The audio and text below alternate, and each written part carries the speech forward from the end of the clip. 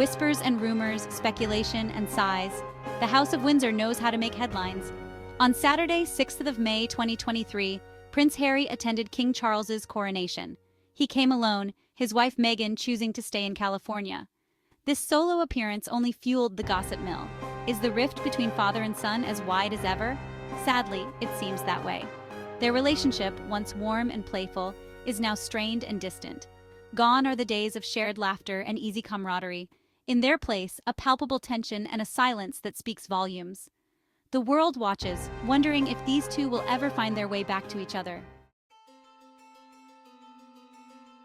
At the heart of this royal rupture lies a fundamental difference in perspective, a clash of values and visions for the future.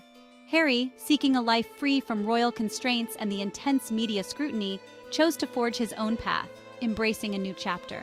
He stepped down from his senior royal role, prioritizing his own family and mental well-being, a move that many saw as both brave and necessary. This decision, while understandable to many, caused a seismic shift in the royal family dynamics, leaving a lasting impact on relationships and roles. The crown thrives on tradition, duty, and a united front, values that have been upheld for generations. Harry's departure and his subsequent revelations about royal life challenged these very pillars, shaking the foundation of the monarchy to its core. It brought into question the monarchy's relevance in the modern world and exposed its inner workings to unprecedented scrutiny, sparking widespread debate. This, for an institution steeped in tradition and wary of public dissent, was a blow like no other, forcing it to adapt and evolve in ways previously unimagined. For King Charles, a man who has dedicated his life to the crown, Harry's choices have been particularly difficult to accept. Charles, a product of his upbringing, values duty and tradition above all else.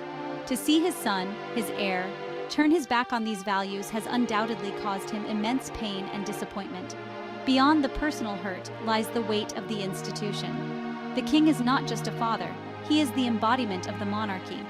Harry's actions and the public scrutiny they invited directly impacted the very institution Charles is sworn to protect. This, coupled with the deeply personal nature of their rift, makes forgiveness a steep climb. Section 4. Anderson's Insights, Reconciliation a Distant Dream? Royal biographer Christopher Anderson, known for his deep dives into the House of Windsor, offers a sobering perspective on the current state of affairs within the royal family. He believes that the chances of a true reconciliation are slim, given the complex and often tumultuous history that has plagued the family for years. The wounds, he argues, run too deep, with years of unresolved conflicts and misunderstandings creating a chasm that seems almost impossible to bridge. Trust, once broken, is incredibly difficult to rebuild, especially under the relentless glare of the public eye, where every move is scrutinized and often criticized. Anderson points to the Queen's passing as a potential turning point, a moment that could either bring the family closer together or drive them further apart. He suggests that Charles may be hesitant to fully reconcile with Harry out of concern for his legacy and the future of the monarchy. The king, acutely aware of his place in history, wants to be remembered as a strong and decisive leader who upheld the traditions of the crown. A public reconciliation, particularly if it involves concessions to Harry, might be perceived as a sign of weakness, potentially undermining his authority and the stability of the monarchy. Section 5. Spare, Adding Fuel to the Fire. The publication of Harry's memoir, Spare, further inflamed the already tense situation within the royal family. The book, a candid and often scathing account of Harry's life within the royal family, sent shockwaves through the monarchy, shaking its very foundations. It laid bare personal conversations, aired family grievances, and offered an unvarnished view of life behind palace walls, revealing secrets that were never meant to be public. While some praised Harry's honesty and vulnerability, others criticized the book as a betrayal, accusing him of airing dirty laundry for personal gain. For King Charles, the book was undoubtedly a painful blow, a public airing of private pain. It thrust their private struggles into the global spotlight and forced him to confront his own shortcomings as a father, a role scrutinized by the world. The book, instead of bridging the gap, only seemed to drive the wedge deeper, exacerbating the already strained relationship between father and son.